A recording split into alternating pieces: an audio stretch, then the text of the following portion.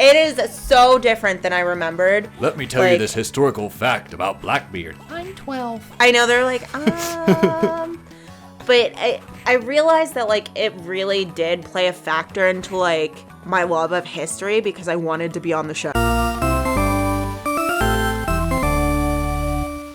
Hey there, pups. Welcome back to Castlevania, Circle of the Moon. Castlevania. Indeed. All right, so in the last episode, we made our way up the machine tower, and we're going to get stocked up for the boss battle ahead. So I know the silk robe isn't, like, anything that would, like, show up on the character, but I'm just picturing, like, this character with, like, a little silk nightie. It's the Iron Golem. Like... That would be interesting. There's some games that, like, you actually see the equipment you equip. Yeah. It was like that with I Am Setsuna. Yeah. I don't think their outfits changed, but their weapons changed. Yeah. Ouch. And I love that for Setsuna, that means her hairpiece changed because that was her weapon. Yep. That was her weapon of choice. I'm still trying to figure out how to make those, like, as a hairpiece. Oh, yeah? To where it would work and it would, like... Top heavy? Wouldn't be so top heavy? Well, that it wouldn't, like, be heavy, that it would slide out of your hair. Oh, okay. Because, like, I have some ideas, like, cool ideas that I think would be really neat to try, but, Oh, shit. It would definitely take some trial and error. He's slow, but he hits like a bulldozer. And because you can get so many hits in, he heals when he glows. Oh. So we have to do more damage than what he's healing and kill him fast. Ugh! Come on, buddy. Come on, come on. There it is. I enjoy that he just catches on fire. Oh, okay.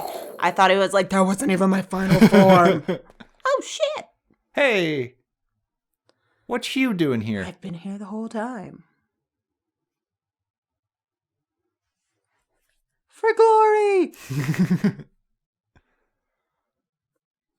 There's a little bit of rivalry coming in here.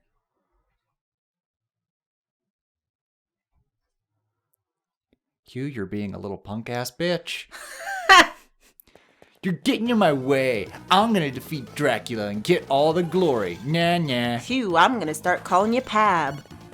Why? Because you're being a punk-ass bitch. Alright, we got the kick boots. Now we can wall jump like a Mario brother.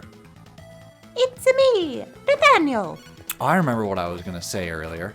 There's a Castlevania game where the main character has a fur coat. Oh. Yeah, it's very interesting. I remember seeing the artwork and being like, interesting, but I know I'll go when with it they're saying, like, silk robe, it's probably more of, like, a cape. Yeah. But in my head, I was like the sexy negligees that people wear, like one of those. And then I was like, ooh, just picture like hairy man legs, like. I just picture the shorts of just like, would you stay at home if your wife made $500K a year? Yeah, because girls are players too. They're just like cleaning the house in their little silk robes, because girls are players too. I know a lot of guys, mainly like guys that knew my sister, like people that she went to school with or college or, you know, worked with at one point in time that are stay-at-home dads. I mean, why not? And like, what's good for the goose is good for the gander. And I mean, we're friends on Facebook, but like, speaking of geese, that's another short I see a lot. Oh my god, I love it. Which I saw for the first time. Yeah, you liked that movie a lot more than I thought you would. Yeah. You were laughing the whole time. I did like it. I mean, I can say it's like not my favorite Disney movie ever. Same, yeah. But like, it definitely, I feel like, it's a slice of life Disney anime. Well, because it's not hyped up. It's not like, oh, the Aristocats is the best movie ever. Like, and now you understand why I don't talk about things that much, because I'd like the Aristocats reaction. But here's the thing. Christ, here's the thing he's been harping about. But no, here's the thing, because you have talked about Aristocats. Oh, okay. You did tell me it's like a rich lady who has cats and they get kidnapped. Yeah. And I was like, oh, okay, that sounds cute. So, like, I knew what the premise was going to be, even if I didn't know, like, everything about the movie. I did know, like, the tone. that it was Alrighty. going to be. You know, it wasn't like a severe drama, you know, but it was just a nice little slice of life animated movie. Freaking werewolves. Ouch. Yeah, there's another... All the werebeasts in this game, like, there's a lot of were-monsters, not just werewolves, that we'll see later. They're very quick, and they like to do the backdash. To where it's just like, ha-ha, you thought you got me, but you didn't. I just got out of reach from the length of your whip. Just out of reach. Just far enough. Mm-hmm. Nee. But yeah, speaking of throwback, Okay. I started watching Legends of the Hidden Temple. Oh my god, yes. Like the original Legends of the Hidden Temple on Paramount. And oh my god. It is so different than I remembered. Let me tell you this historical fact about Blackbeard. I'm 12. I know they're like, but I realized that like it really did play a factor into like my love of history because I wanted to be on the show. Nice. And I was like, oh shit, I should probably, well, I didn't say oh shit because I was like 10. But I was like, me. oh my gosh, like I was such a goody two shoes. Like I didn't even swear in high school. I was like, oh my god, that's a bad word. I like kept to myself and was quiet, imaginative, and that got me in trouble. But I was a bit of a hellion at home. Yeah, I was a goody two shoes. I didn't start swearing until like college. And then I drove truck and it all went downhill. But anyway, like I remember these kids being like cream of the crop, just like the best of the best, watching it, being like, oh my gosh, they're so strong, they're so fast, they're so athletic. And then I'm watching it and they're like, hi, my name's Billy, I'm 11, and I play soccer. And I'm like, oh my god, what? The one kid was like, hi, I'm 10 and I play the trombone. And the guy's like, are you good? And he's like, well, I've only started playing it a few months ago, so no. You're gonna go far, kid. With 1,000 lies and a good disguise, hit him right. Ouch! Goddamn electric skeletons. It's electrifying. I very much appreciate our differences for whenever we get hurt in games. I get hurt in a game and I'm, you son of a bitch! You get hurt and you're like, oh my god, that hurt so bad! And I'm like, Yeah, I go, ouch! Well, like, sometimes... I panic because I'm like, are you hurt? Did you hurt yourself? Like, for the most part, I just take, like, a little bit of... We've established this. My ouch is the same as saying yikes. I say ouch when I'm surprised. I don't know why. I don't know where it came from, but it's a tick of mine. But also, like, some games, I'll, like, see my health meter go by a complete chunk, and I would just be like, oh my god! Ouch! That must hurt! That's got to hurt. Meanwhile, my literal brain over here is like, well, they are 8-bit pixels, so probably didn't hurt too bad. Listen, It just hurt my my pride. I am the controller. I feel their pain. Can you feel his pain? All right, Take a look at that. Thumbelina. Wrong. Oh. Fern Gully. Because everybody remembers Fern Gully. Fern Gully. I always get those two mixed up. I don't know why. Like, that's what I meant, because that's when she puts her hand on the tree that got cut down. Yes. Can you feel his pain? To be fair, I haven't seen either Thumbelina or Fern Gully in years. So, like, Fern Gully, I remember really, really loving. Thumbelina, I remember really liking the character Thumbelina, but thinking it was really creepy. Are we talking about the Don Bluth movie? I believe so, yes. I liked the music. And that's it. Well, because it's like, I mean, I could definitely be wrong. I have not seen this movie in probably 20 years. Mm-hmm. But, like, I'm pretty sure Thumbelina is, like, held hostage by, like, this old man. I mean, there's a lot of interpretations of Thumbelina. In Don Bluth's, she gets kidnapped by frogs. Okay. And sings with a blue jay and stuff like that. Yeah, I just remember... There was another I remember Thumbelina it being I creepy. remember watching, where she befriended a bear, and the bear fought off some wolves.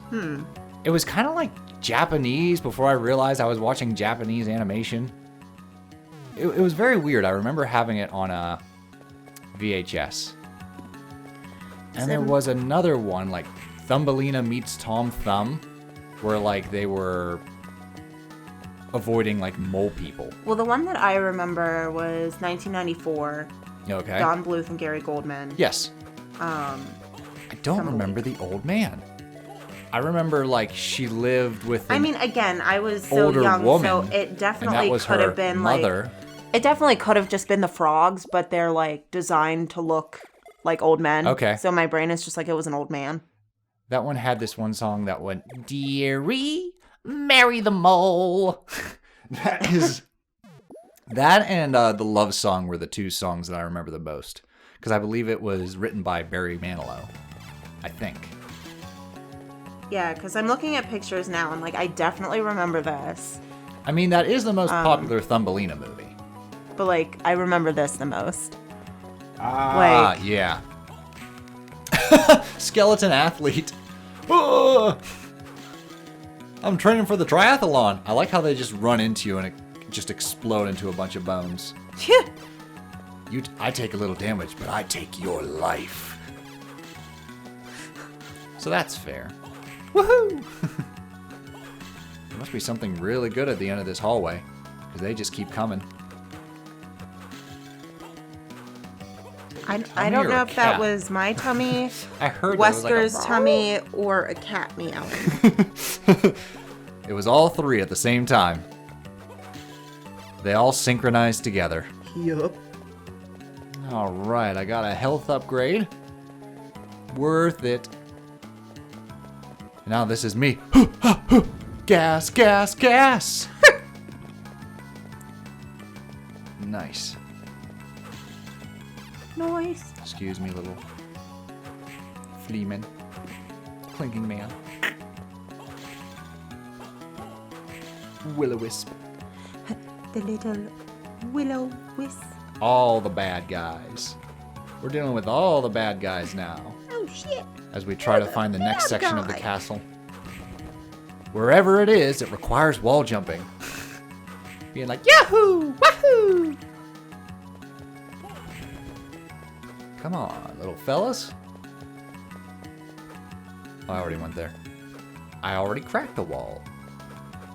I'm sorry, I'm like really stuck on this. I didn't know they remade Thumbelina in 2017. I mean, Thumbelina is public domain. So anybody can make a Thumbelina movie. Well, yeah, because it was a Hans We could Christian make a- Andersen fairy tale. Mhm. And that was the sole reason Don Bluth made Thumbelina. Like, they got the voice of the Little Mermaid from Jodie Benson. Like, they wanted a fairy tale. And they Yeah. said, well, Hans Christian Andersen It's public domain. is public domain. Let's grab another story that Disney hasn't Hasn't taken yet. Exactly. And they took Thumbelina. And they got the voice of the Little Mermaid to voice Thumbelina. They got, like, I think one of the writers of the Little Mermaid. So, like, they basically, like, tried to replicate the cast, and it didn't work. That was similar with DreamWorks when they did The Road to El Dorado. Good movie, but they had Elton John do the songs. Yeah. Hans it Zimmer was did like, the music. So it's just like, hey, we got the team of The Lion King. We'll Yeah. make Lion King numbers. And they didn't. Still a good movie, but like when you deliberately just try to mimic the team, you don't strike gold. Well, Lightning I doesn't think- always strike twice. I think too, like they were trying to take a lot of themes that were a bit darker and like lighten them up and make them fun and like good for kids, and it just doesn't work that way. Okay. Because it's the same with like The Hunchback of Notre Dame. Like, it's a really fucking dark movie with a lot of very heavy topics. Yeah. And It's one of my favorites. I know it's one of my favorites too.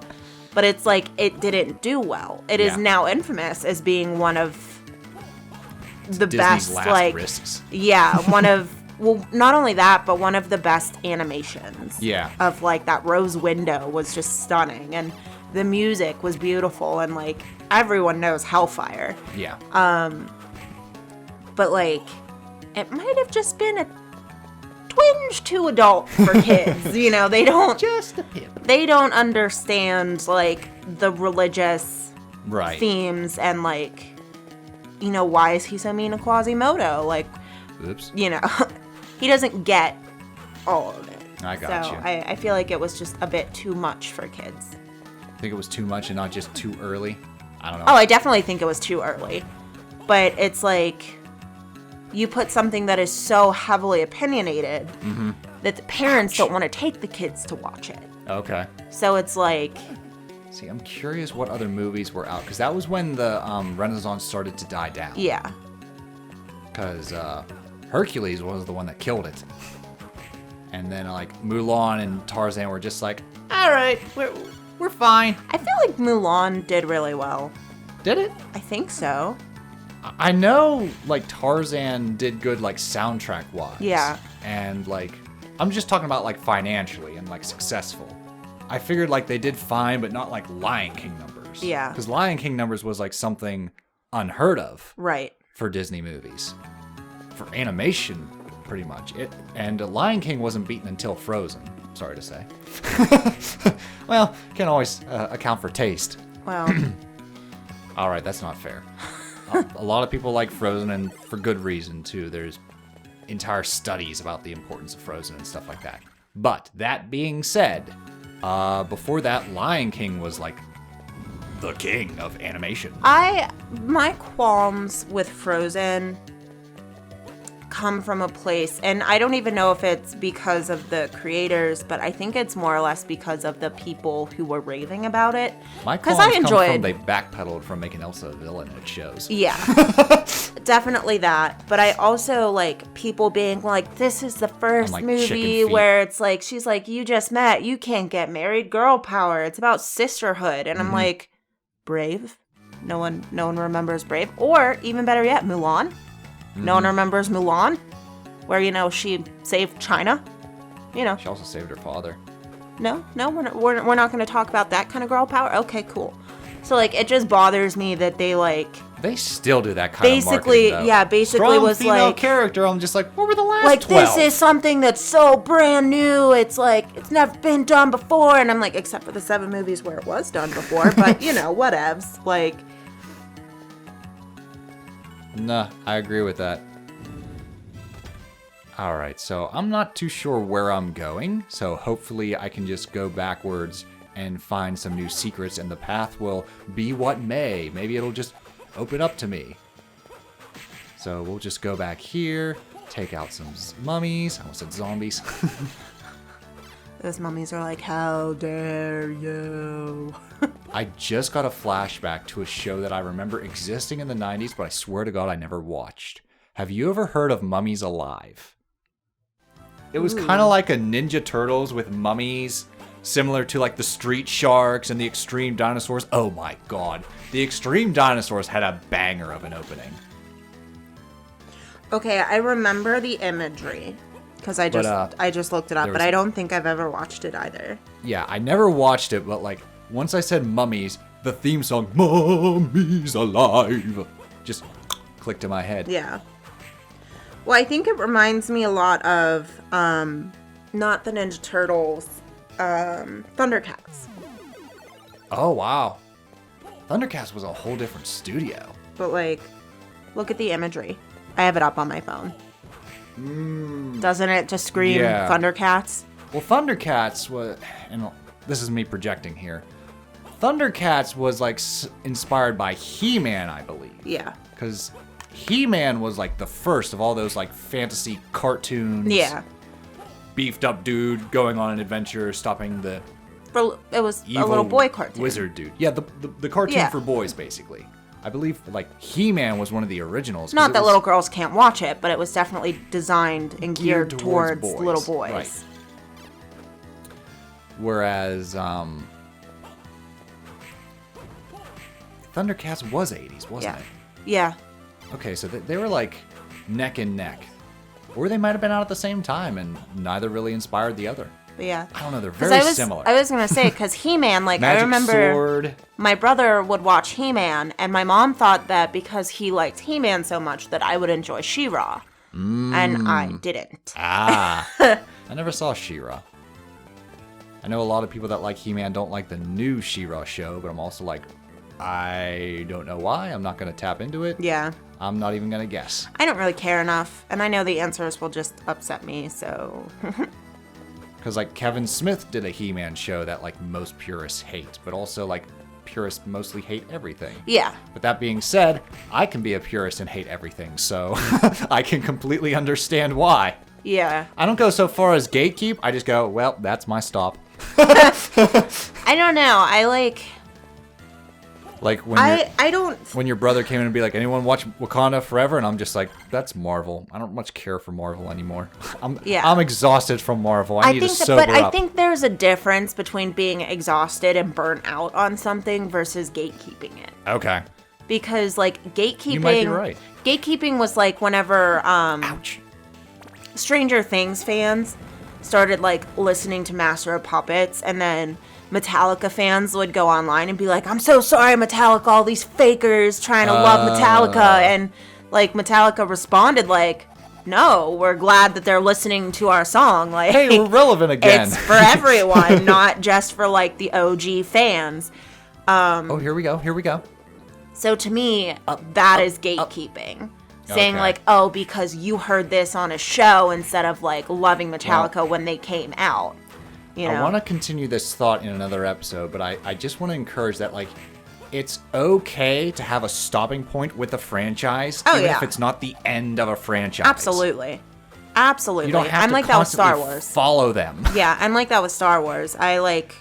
And The you liking... 6 are Star Wars for me, and then, you know, I feel like the newer Star Wars are for the next generation. Exactly. Of Star Wars lovers. And you know what? That's okay, because that means they're going to go back and they're going to watch the originals. Exactly. So, you know what? I'm fine with that. So we talked about everything but Castlevania in this episode, but we also did a lot of backtracking. We did talk about the sexy nighty. So that is true. All right. See you in the next episode. have a sexy nighty. Toodles! Toodaloo.